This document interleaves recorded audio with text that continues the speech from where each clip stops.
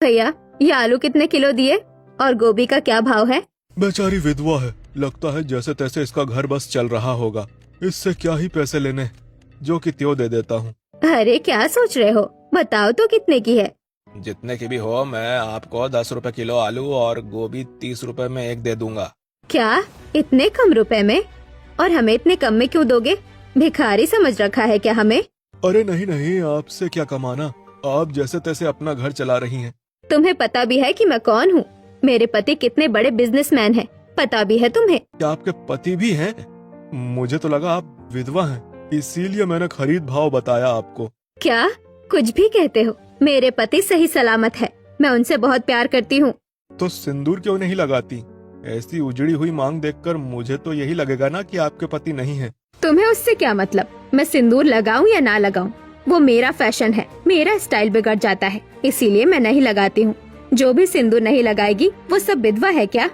अरे मालिनी, गलत क्या सोच रहा है वो? हर कोई यही सोचेगा। अरे चुप करो तुम लोग, अपना काम करो, बस मेरे आसपास कान लगाए रखना है। जाओ अपना काम करो। इसी तरह कुछ दिन बीतते हैं और एक दिन पूरे परिवार को एक रिश्तेदार के घर पूजा में जाना होता है। सभी लोग तैयार हो रहे होते हैं। माँ जी, आपसे एक विनती है। क्या बताओ? हम आज पूजा में जा रहे हैं, आज तो आप सिंदूर लगा लीजिए प्लीज, आज मना मत कीजिएगा। ओहो, फिर वही बात, सिंदूर मैं नहीं लगाती हूँ, मेरा फैशन बिगड़ जाता है। यही समय है जब मैं खुलकर स्टाइल मार सकती हूँ। वहाँ पर इतने सारे लोग आएंगे, मैं नहीं लगा रही सिंदूर। पर माँ जी, पूजा तो सिंदूर के बिना पूरी ही नहीं होती है, हर सुहागन को सिंदूर लगाना ही होता है। ऐसा कुछ नहीं है, मॉडर्न लोग नहीं लगाते हैं सिंदूर। माँ जी मेरी बात मानिए, वहाँ पर बहुत लोग आएंगे। वही तो मैं कह रही हूँ, वहाँ पर बहुत लोग आएंगे, उन्हें भी तो पता चलना चाहिए मैं शहरी हूँ। मैं नहीं लगाऊंगी सिंदूर, और देखना मैं कैसे शहरी कपड़े पहन कर जाऊंगी। अरे भाग्यवान, आज तो कृपा करो, आज तो नॉर्मल कपड़े पहनकर चलो। अरे क्या तुम लोग मेरे पीछे पड़ गए हो? जाओ सब अपना तैयार हो, मुझे जैसे कपड़े पहनने हैं मैं वैसे ही पहन कर आऊंगी। देखो मेरी बात मानो, अब बहू भी घर आ गई है, बात मानो और सब भी कपड़े पहनकर चलो। आपकी बात मैंने आज तक कभी मानी है क्या? नहीं, इस बात का ही तो दुख है। हाँ तो अभी जाकर दुख मनाइए, क्योंकि मैं नहीं मानने वाली, और दुख मनाते हुए जाकर जल्दी से तैयार भी हो जाइए। हाँ भाई, मुझे क्या, तुम्हें जो करना है करो। ऐसे ही सभी लोग तैयार होकर पूजा करने पहुँचते हैं। अरे मालिनी, ये तुमने क्या पहन रखा है? और सिंदूर तक नहीं लगाया है। इसे मॉडर्न कपड़े कहते हैं, शहर से लाई हूँ, शहरी जो हूँ, और ऐसे कपड़ों पर सिंदूर नहीं लगाते, स्टाइल बिगड़ जाती है। पर सिंदूर तो एक सुहागन को लगाना ही चाहिए। अरे तुम लोग गाँव के हो ना, नहीं समझोगे। अच्छा चलो मेरी फोटो ले दो और देखो तो मैं कितनी सुंदर लग रही हूँ। आप जब से आई हैं तब से फोटो ही तो ले रही हैं, थोड़ा पूजा भी कर लीजिए। समझ नहीं आता आप यहाँ पूजा करने आई है या फैशन लेने। तो तुम लोग भी यहाँ पूजा करने आए हो या फिर मेरे बारे में गॉसिप करने? देखो आरती शुरू हो गई है, वहाँ जाओ। आरती के बीच में भी सभी लोग मालिनी के बारे में ही कानाफूसी कर रहे होते हैं। ये लोग नहीं सुधरेंगे, मुझे जल्दी से आरती करके निकलना होगा। पंडित जी मुझे भी दे दीजिए ना थाली, मैं भी करूँगी आरती। ये लीजिए ना, पर रुकिए, आपने तो सिंदूर ही नहीं लगाया, शायद आप भूल गयी। कोई नहीं, मैं आरती कर लेती हूँ, आप आरती की थाली दीजिए ना। नहीं नहीं, ऐसे आरती नहीं होती। हेमंत आपके ही पति है ना, क्या शर्माना, सबके सामने सिंदूर लगा दो। अच्छा, जैसा आप कहें। हेमंत सिंदूर की डिब्बी लेकर आगे बढ़ता है कि तभी झटके से मालिनी थाल को फेंक देती है। ये क्या घोर अपशकुन, ये क्या किया तुमने? अरे ये कैसी औरत है जिसने सिंदूर जमीन पर गिरा दिया? मैं सिंदूर नहीं लगाती हूँ, आप लोगों को एक बार में समझ नहीं आता है? इतना कहकर मालिनी पूजा से निकल जाती है। मालिनी के पीछे उसका पूरा परिवार भी पूजा से निकल जाता है। ऐसे ही कुछ दिन बीतते हैं और एक दिन, तुम दोनों यहाँ, कुछ बात है? हाँ भैया, बड़े खुश लग रहे हो, क्या बात है? आप भूल गए भैया, मम्मी पापा की एनिवर्सरी आने वाली है। हमें मम्मी पापा की एनिवर्सरी के लिए कुछ प्लान करना चाहिए। तुम दोनों ने कुछ सोचा है? क्या करेंगे हम लोग उस दिन? भाभी, मैं सोच रही हूँ क्यों ना मम्मी और पापा को सरप्राइज दिया जाए। मम्मी की इतनी सहेलियां हैं कि हम लोग कोई भी पार्टी ऑर्गेनाइज करेंगे तो उन्हें पता चल ही जाएगा, कोई ना कोई सहेली उनको बता ही देगी। वही तो, मम्मी पापा से छुपाकर एनिवर्सरी का सरप्राइज प्लान करना बहुत मुश्किल है। हमें कोई ऐसा सरप्राइज प्लान करना होगा जिसका मम्मी पापा अंदाजा भी न लगा पाए और सरप्राइज यूनिक भी हो। फिर सभी एनिवर्सरी के लिए क्या सरप्राइज प्लान करें सोचने लगते हैं। इसी तरह कुछ देर सोचकर गौरी कहती है, मेरे पास एक आइडिया है। क्या है आइडिया? हम लोग मम्मी जी पापा जी को एनिवर्सरी पार्टी तो देंगे ही, साथ में हम उनकी दोबारा शादी भी करवाएंगे। क्या बोल रही हो तुम? अरे मेरे कहने का मतलब है हम मम्मी जी पापा जी की आपस में शादी करवाएंगे। छोटी सी जयमाला होगी, पापा जी मम्मी जी को सिंदूर लगाएंगे और मंगलसूत्र पहनाएंगे। मैं समझ गई, भाभी मम्मी पापा की शादी का सीन दोबारा क्रिएट करवा रही है। तब तो बड़ा मजा आएगा और ये आइडिया यूनिक भी है। तो फिर ठीक है, आप लोग पार्टी की तैयारी कीजिए। मम्मी जी पापा जी की शादी की तैयारी मैं करती हूँ, पर शॉपिंग करने हम सब साथ में जाएंगे। फिर सभी मिलकर मालिनी और हेमंत की एनिवर्सरी पार्टी की तैयारी करने लगते हैं। इसी तरह एनिवर्सरी का दिन आ जाता है और शाम को एनिवर्सरी पार्टी होती है, जहाँ पर लाइट्स जगमगा रही थीं और ढेर सारे मेहमान आए थे। तभी मालिनी अपनी मॉडर्न ड्रेस में बिना सिंदूर लगाए हेमंत के साथ नीचे उतरती है। कितनी अच्छी जोड़ी लग रही है दोनों की। हाँ, दोनों एक साथ बहुत प्यारे लग रहे हैं। तुम लोगों ने तो बहुत अच्छी पार्टी की तैयारी की है। हाँ, डेकोरेशन और खाने पीने का मेन्यू भी बहुत अच्छा है। भाभी, मम्मी पापा की एनिवर्सरी का केक मंगवाइए। गौरी हेमंत और मालिनी की एनिवर्सरी का केक लेकर आती है। वाह, ये कितना बड़ा और कितना सुंदर है। मम्मी पापा सब इंतजार कर रहे हैं, केक काटिए।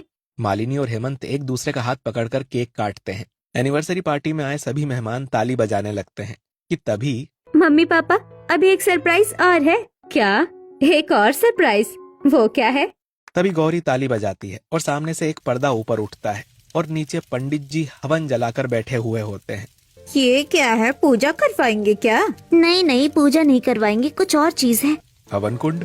पंडित जी, तुमने हमारे नाम पर पूजा रखवाई है?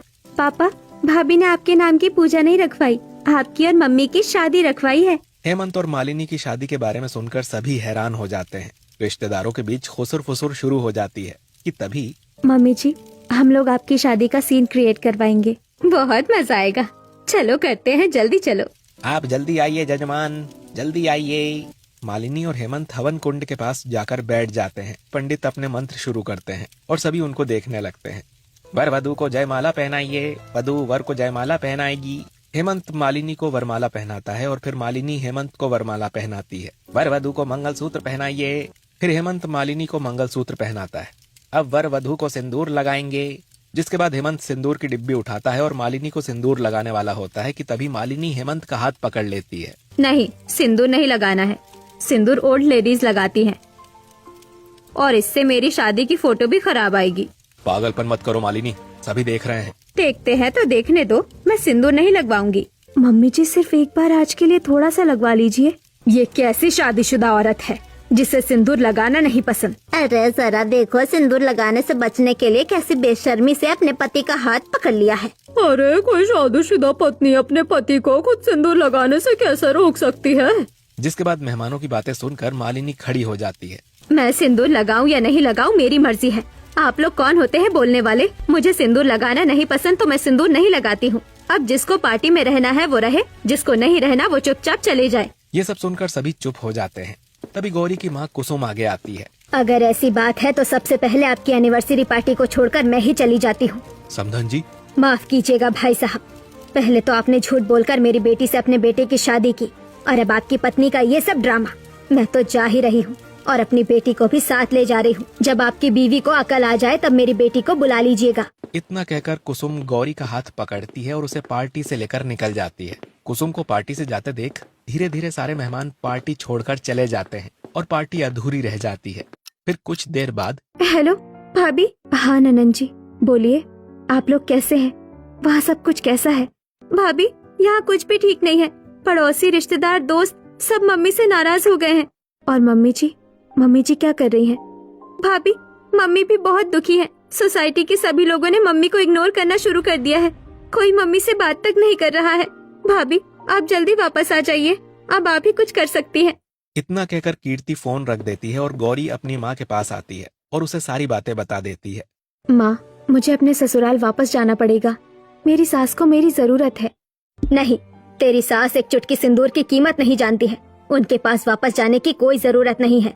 माँ, मैं अपनी सास को एक चुटकी सिंदूर की कीमत समझाने ही जा रही हूँ। जो औरत इतने सालों में नहीं समझी, वो तेरे समझाने पर कैसे समझेगी? समझेंगी या नहीं समझेंगी पता नहीं, पर माँ यही सही मौका है उन्हें समझाने के लिए। प्लीज मुझे जाने दो। कुसुम, गौरी को जाने दो। जा बेटी, अपने ससुराल जा। अच्छा ठीक है, जा। गौरी कुसुम और रमेश के पांव छूकर आशीर्वाद लेती है और अपने ससुराल के लिए निकल जाती है। कुछ घंटे बाद गौरी अपने ससुराल पहुंच जाती है, जहां वो अपनी शहरी सास को देखकर मेरी शहरी सास तो हमेशा की तरह अपने शहरी अंदाज में ही तैयार है। लगता है सब कुछ ठीक हो गया।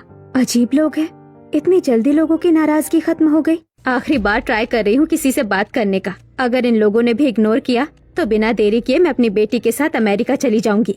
इतना कहकर मालिनी पास खड़ी कुछ औरतों के बीच आती है। और फिर पता है मेरी बहू ने दही मिलाकर नमक ठीक कर दिया। अरे ये तो कुछ भी नहीं है, आजकल की बहू तो बहुत चालाक हो गई है। हाय लेडीज, क्या बातें चल रही है? मालिनी के आते ही औरतें बिना कुछ बोले चुपचाप चली जाती हैं। हे भगवान, इनकी इग्नोरेंस अब मुझसे टॉलरेट नहीं होती है। ना जाने ऐसा क्या है एक चुटकी सिंदूर में जो सभी औरतें मुझे इग्नोर करने लगी हैं। तभी दूर खड़ी गौरी अपनी सास के पास आती है। माँ जी, ये वक्त परेशान होने का नहीं है, खुद से नाराज लोगों को मनाने का है। मैं किसी को नहीं मनाने वाली। जिसे मुझसे नाराज रहना है वो नाराज रहे। माँ जी, आप शहरी सास है, फर्क तो आपको पड़ता है, वरना इतने सारे लोगों के नजरअंदाज होने के बाद एक आखिरी बार कोशिश करने नहीं आती आप? मुझे तो ये नहीं समझ आ रहा है सिंदूर नहीं लगाने की वजह से ये लोग इतना नाराज क्यों हैं? माँ जी, सभी ने कई बार आपको एक चुटकी सिंदूर की कीमत समझाने की कोशिश की है। मैंने भी कई बार आपको एक चुटकी सिंदूर की कीमत समझाने की कोशिश की है। और सिर्फ हम लोग नहीं, और भी कई लोगों ने आपको एक चुटकी सिंदूर का महत्व समझाने की कोशिश की है, पर आप अपनी जिद पर अड़ी रही। क्या होता है एक चुटकी सिंदूर से? तुम लोग कहते हो औरत के चेहरे की शोभा बढ़ाती है, पति की उम्र बढ़ाती है, फलाना ढिमकाना होता है और ना जाने क्या क्या। माँ जी, ये सारी बातें गलत नहीं है, हमारी बरसों से चली आ रही हमारी संस्कृति है ये सारी बातें आउटडेटेड और बिना लॉजिक की है। बस इसीलिए मैं सिंदूर नहीं लगाती हूँ।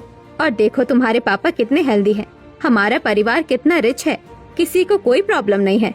तो फिर मैं कैसे मान लूं कि सिंदूर नहीं लगाने से अपशगुन होता है? माँ जी, आप मेरे साथ चलिए, मैं आपको कुछ दिखाती हूँ। मैं कहीं नहीं जाऊंगी, जो दिखाना है यहीं पर दिखा। माँ जी, अगर यहाँ पर दिखा पाती तो आपको अपने साथ चलने क्यों कहती? मैं चलूंगी, पर पहले बता कहाँ लेकर जा रही है मुझे, उसके अकॉर्डिंग मैं तैयार होकर आऊंगी। माँ जी, जहाँ हम लोग जा रहे हैं उसके हिसाब से आपने ठीक ही कपड़े पहने हैं, अब इसके ऊपर और कुछ पहनने या मेकअप करने की जरूरत नहीं है। ठीक है, पर मुझे किसी ओल्ड बुढ़िया के ग्रुप में मत लेकर जाना एक चुटकी सिंदूर का पाठ पढ़वाने। गौरी अपने सर पर हाथ मारती है। नहीं माँ जी, आप चलिए मेरे साथ। फिर गौरी मालिनी को लेकर एक अस्पताल आती है। बहू, तुम्हारी तबीयत खराब है? नहीं माँ जी, तो तुम मुझे हॉस्पिटल क्यों लेकर आई हो? बताती हूँ माँ जी, आइए।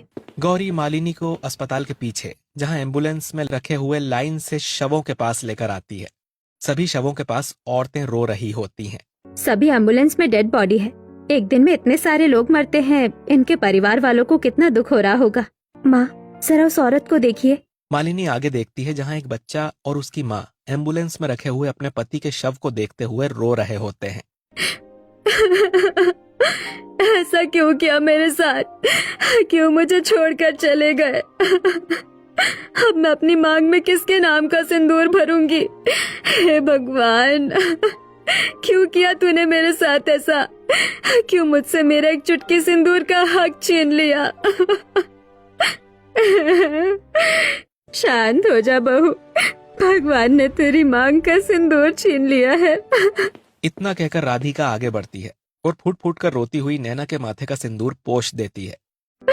नहीं, ऐसा नहीं हो सकता। मेरा एक चुटकी सिंदूर, मेरी मांग की शोभा मुझसे मत छीनो। गौरी, ये औरत बार बार अपनी मांग की एक चुटकी सिंदूर का नाम क्यों ले रही है? उसके पति के मरने पर वो एक चुटकी सिंदूर के लिए क्यों रो रही है? माँ जी, क्योंकि आज से वो कभी अपनी मांग में एक चुटकी सिंदूर नहीं भर पाएगी, बिंदी सिंगार कुछ नहीं कर पाएगी। गौरी, यहाँ से चल, मुझसे ये सब देखा नहीं जा रहा, जल्दी चल। हाँ माँ जी, चलिए। गौरी मालिनी को लेकर अस्पताल के अंदर आती है। गौरी बहू, भले मैं तेरी शहरी सास हूँ, पर मुझे ये सब मत दिखाया कर। एक चुटकी सिंदूर के लिए उस औरत को रोते देख मुझे रोना आ गया। माँ जी, उसे भूल जाइए। पहले खुद दिखाती है, फिर कहती है उसे भूल जाइए। ये सब छोड़, अब हम लोग अस्पताल के अंदर कहाँ जा रहे हैं ये बता। तभी गौरी रिसेप्शन पर, आईसीयू किस तरफ है? 2nd floor left side. तू मुझे आईसीयू क्यों लेकर जा रही है? माँ जी आइए ना। गौरी मालिनी को लिफ्ट में लेकर आती है और लिफ्ट से 2nd फ्लोर आईसीयू के सामने चली आती है। गौरी, मेरा दिल बैठा जा रहा है, कोई एडमिट है क्या? तू मुझसे कुछ छुपा रही है क्या? देख, मुझे डरा मत, कुछ बात है तो बता दे। माँ जी, आप हमेशा उल्टा क्यों सोचती है? हमारे घर परिवार रिश्तेदार से कोई अस्पताल में एडमिट नहीं है। तभी आईसीयू रूम से डॉक्टर बाहर आते हैं। आईसीयू गेट पर खड़ी औरत डॉक्टर से कहती है, डॉक्टर, मेरे पति कैसे हैं? वो ठीक हो जाएंगे ना? मेरी मांग के सिंदूर को कुछ होगा तो नहीं? मैं आपको किसी भी धोखे में नहीं रखना चाहता हूँ। सिचुएशन बहुत क्रिटिकल है। पेशेंट के पास सिर्फ 2 घंटे हैं।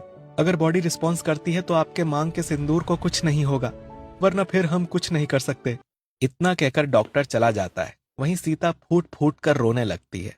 हे भगवान, तू मुझसे मेरे एक चुटकी सिंदूर का हक नहीं छीन सकता। गौरी, उस औरत के साथ कोई नहीं है, चल हम उसे संभालते हैं। हाँ माँ जी, चलिए। तभी सीता रोते हुए कॉरिडोर में बने मंदिर के पास आ जाती है। हे भगवान, तू मुझसे मेरे एक चुटकी सिंदूर का हक मत छीन।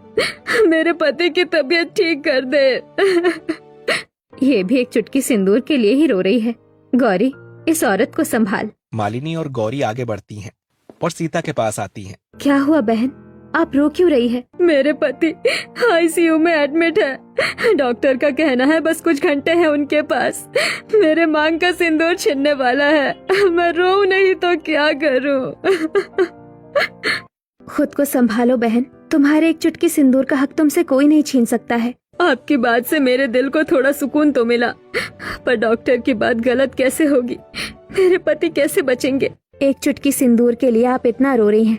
बस एक बार उसी एक चुटकी सिंदूर पर भरोसा कीजिए और भगवान से अपनी मांग के सिंदूर को बचाने के लिए प्रार्थना कीजिए। गौरी भगवान के चरणों में चढ़े हुए सिंदूर से एक चुटकी सिंदूर उठाती है और सीता की मांग में लगा देती है, जिसके बाद सीता हाथ जोड़कर भगवान से, भगवान, तुझे मेरी एक चुटकी सिंदूर की लाज है। मेरे पति को कुछ नहीं होना चाहिए। तुझे मेरी एक चुटकी सिंदूर की रक्षा करनी ही पड़ेगी। गौरी तो इसे भी सिंदूर का ज्ञान दे रही है। भला एक चुटकी सिंदूर किसी की जान कैसे बचा सकती है? तभी आईसीयू से नर्स बाहर आती है। जल्दी डॉक्टर को बुलाइए, पेशेंट रिस्पॉन्स कर रहा है, जल्दी कीजिए। फिर सीता तुरंत डॉक्टर को लेकर आती है, जिसके बाद डॉक्टर तुरंत आईसीयू रूम में चले जाते हैं। घबरा मत, सब ठीक हो जाएगा। तभी आईसीयू रूम से डॉक्टर बाहर आते हैं। क्या हुआ डॉक्टर? मेरे पति ठीक तो है ना?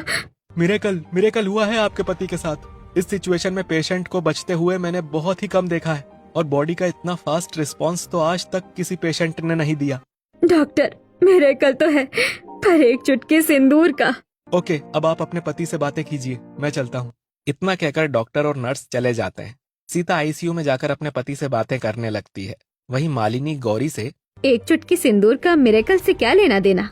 मिरेकल से एक चुटकी सिंदूर का कुछ लेना देना नहीं है। तो फिर उसने एक चुटकी सिंदूर को मिरेकल क्यों कहा? तुम लोगों को लगता है एक चुटकी सिंदूर की वजह से उसके पति की जान बची है? हाँ माँ जी। नहीं, उसके पति की जान सिंदूर की वजह से नहीं, डॉक्टर के ट्रीटमेंट की वजह से बची है। पर डॉक्टर ने तो पहले अपने हाथ खड़े कर दिए थे।